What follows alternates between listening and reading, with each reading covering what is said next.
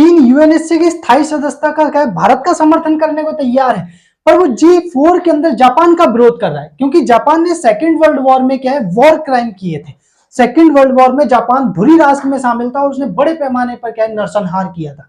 इसी वजह से क्या है, चीन जापान का विरोध कर रहा है, क्योंकि जापान ने क्या है, चीन में ही काफी नरसंहार किया था। नेक्स्ट नंबर पे क्या है, उसने ये भी कहा है भारत से, अगर यदि भारत जापान की बोली में अगर नहीं बोलता है, यानी कि वो जापान के साथ अगर नहीं रहता है, तो क्या है, चीन उसका स्थायी सदस्यता का समर्थन करेगा।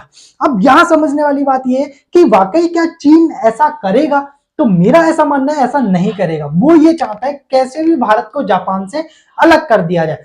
हमें जापान से क्या मिलेगा, देखो जापान से हमें बहुत चीजें मिलेगी। टेक्नोलॉजी में जापान अच्छा है, डेंसिटी के मामले में जापान में क्या है, रोबोट नंबर 1 पे है, यानी मतलब वहां की आबादी के हिसाब से जो रोबोट है वो ज्यादा यूज हो रहे हैं।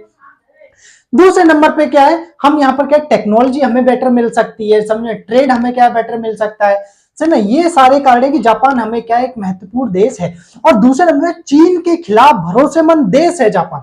इसका कारण यह है कि आने वाले समय में आप ये देखोगे कि जापान किस तरीके से क्या है, मतलब चीन जापान के अगेंस्ट खड़ा होता है।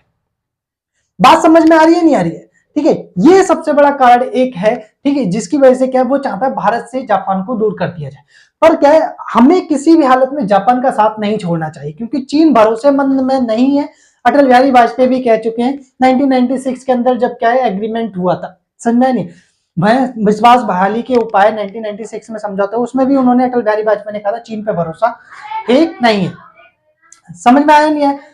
यदि भारत जापान का साथ छोड़ देता है तो इसका प्रभाव क्या पड़ेगा कि अमेरिका और जापान के बीच में बहुत अच्छी दोस्ती है, समझे, तो अमेरिका हमारे अगेंस्ट चला जाएगा, यानी कि जितने भी अमेरिका के जो समर्थक देश है, कोड हमारा कमजोर हो जाएगा, समझे। इस वजह से भी क्या, जापान का हमें साथ नहीं छोड़ना चाहिए। तो स्थायी सदस्यता है, वीटो पावर का महत्व क्या है? वीटो पावर का महत्व इस बात से अंदाजा लगा लो, जब 1971 के अंदर युद्ध हो रहा था, अरे समझे, भारत और पाकिस्तान के बीच में, तो उस समय रूस ने हमारे लिए वीटो पावर यूज की थी। मतलब समझे, उस समय क्या यूएसएसआर ने क्या है, भारत के खिलाफ मतलब समझे कार्रवाई करने के लिए एक प्रस्ताव रखा, तो रूस ने वीटो यूज किया, यूएसएसआर ने उस समय, ठीक है। इसी तरीके से मान के चलो 1998 में, मतलब उसमें हमने जब परमाणु परीक्षण किया था, तो हमारे ऊपर इकोनॉमिक सैंक्शन लगा दिए गए, मतलब उसमें आर्थिक प्रतिबंध लगा दिए गए, सैंक्शन। इसका मतलब यह हुआ कि भारत के साथ कोई भी देश व्यापार नहीं करेगा। यह बात अलग है, भारत ने बोल दिया कि 1991 से पहले हम कौन सा किसी के साथ व्यापार कर रहे थे, अर्ज में कुछ दिन और नहीं करेंगे व्यापार, जाओ मत मतलब बिजनेस करो हमारे साथ। मतलब समझ में आ रहा नहीं आ रहा? ठीक है, इतना महत्व है। इसका मतलब यह है कि अगर वीटो यूज कर लेते हैं, समझे, तो उस प्रस्ताव को रद्द किया जा सका है। मतलब पूरे विश्व के अंदर भारत का एक दबदबा हो जाएगा, ठीक है। क्यों? क्योंकि पता है भारत के पास वीटो है, वैश्विक पावर को, मतलब वैश्विक क्या बोलते हैं, डिसीजनों को क्या प्रभावित करने की क्षमता है, इसीलिए हमें क्या वीटो पावर चाहिए। अच्छा, समझते हैं चीन क्यों विरोध कर रहा है हमारी वीटो पावर का। हमें क्या है, 4 देश समर्थन कर रहे हैं, जो यूएनएससी के अंदर 5 स्थायी देश है, मतलब टोटल देखो जो है 15 है, 15 में 10 अस्थायी है और 5 स्थायी है। जो स्थायी सदस्य है उन पे ध्यान देते हैं, क्योंकि अस्थायी तो हर 2 साल के अंदर चूज किए जाते हैं और हटते हैं, जैसे USA, UK, Russia, France, China, ठीक है। हमें कौन समर्थन देने को तैयार है? 4 देश समर्थन करने को तैयार है।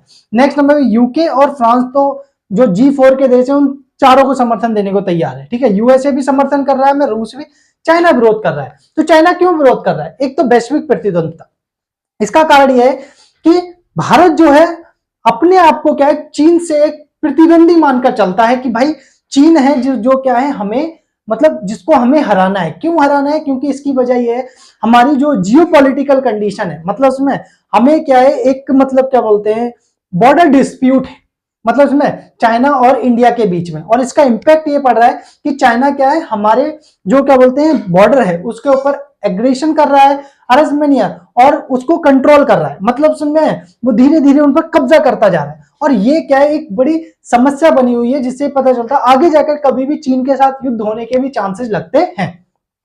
इस वजह से भी क्या है, वीटो पावर चाहिए, ठीक है। और चीन इसलिए विरोध कर रहा है कि भाई ऐसी स्थिति के अंदर क्या है, भारत उसको वीटो नहीं मिलना चाहिए, ठीक है। दूसरा क्या है, चीन की पाकिस्तान के साथ दोस्ताना संबंध, पता ही है भारत और पाकिस्तान के कैसे संबंध रहे हैं। भारत पाकिस्तान 1947-48 में युद्ध लड़ चुके हैं कश्मीर के पीछे।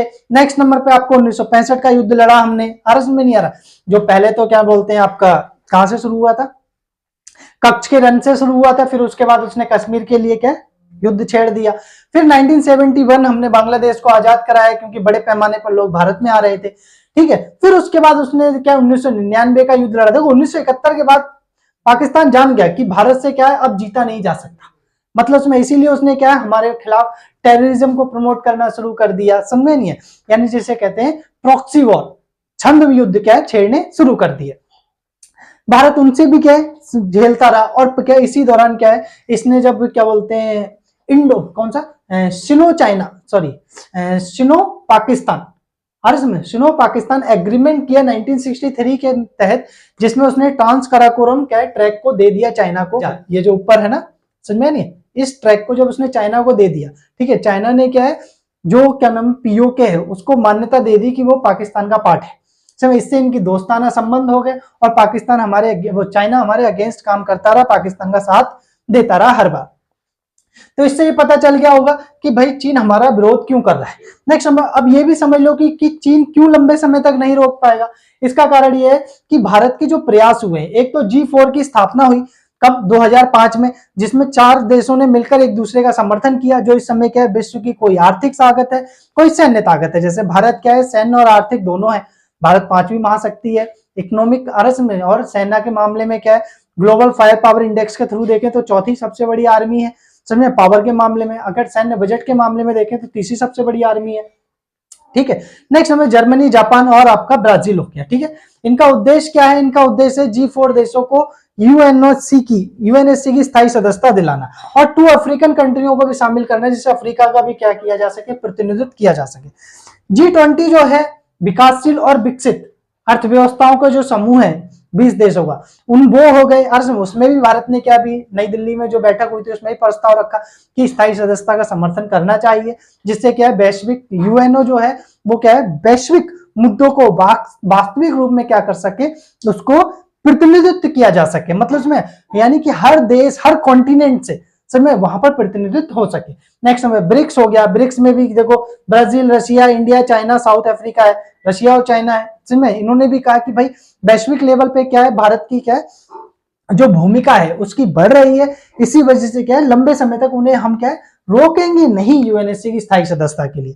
नेक्स्ट हमें क्वाड में भी क्या है जो विदेश मंत्री हैं उन्होंने इस पर सहमति दर्शाई थी कि यूएनएससी की में क्या होने चाहिए, सुधार होने चाहिए। और L69 इसमें भी क्या है ये क्या बोलते हैं सितंबर में हुआ था बैठक 2023 में, इसमें भी ये प्रस्ताव रखा गया कि बड़े पैमाने पर क्या है हमें यूएनएससी को वास्तविक जो है यानी कि मतलब एक तरीके से प्रतिनिधित्व अगर कराना है पूरे वर्ल्ड का अर्थ में, तो हमें इनमें सुधार करने चाहिए, समझ में, ज्यादा जिसे कहते हैं लोकतांत्रिक बनाना, ठीक है। तो अब देखते हैं कि कब तक ये क्या है सफल होते हैं। सरकार हो गई आजमनियन उसने लामबंदी करना शुरू कर दिया, यानी ये कूटनीतिक मुद्दा है भारत का यूएनएससी में स्थायी सदस्यता के लिए, और भारत अपनी जी जान से क्या है इसमें कोशिश किए जा रहा है कि उसे स्थायी सदस्यता मिलनी चाहिए। और यही वजह है कि बड़े पैमाने पर सारे देश क्या है धीरे धीरे भारत का समर्थन भी करते नजर आ रहे हैं।